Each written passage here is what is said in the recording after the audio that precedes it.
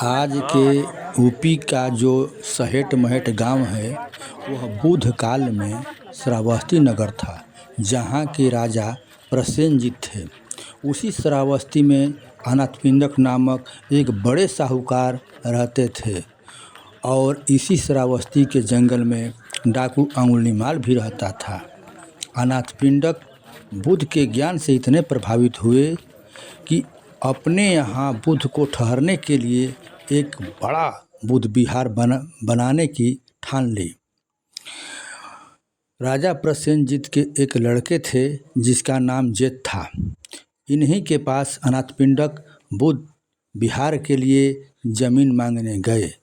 युवराज जेत ने कहा कि जितने ज़मीन पर आप सोना बिछा दोगे उतनी ज़मीन आपकी हो जाएगी।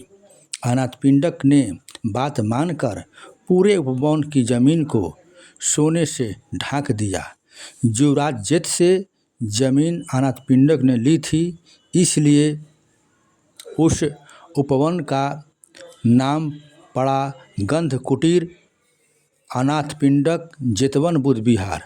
तथागत बुद्ध अपने जीवन काल का सबसे अधिक समय इसी जेतवन में बिताए थे।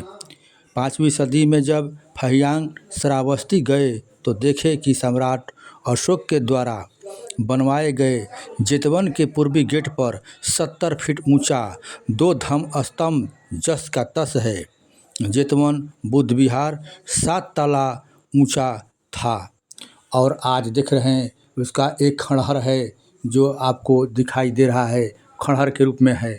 और जो है आनंद के द्वारा लगाया गया यह बोधि वृक्ष है जो 2500 वर्ष का हो चुका है और अभी भी ऐसा ही है। इस आनंद बोधि वृक्ष को के नीचे लोग जा कर के भिक्षुक और उपासक लोग अपने को धन्य समझते हैं और शांति बिताते हैं।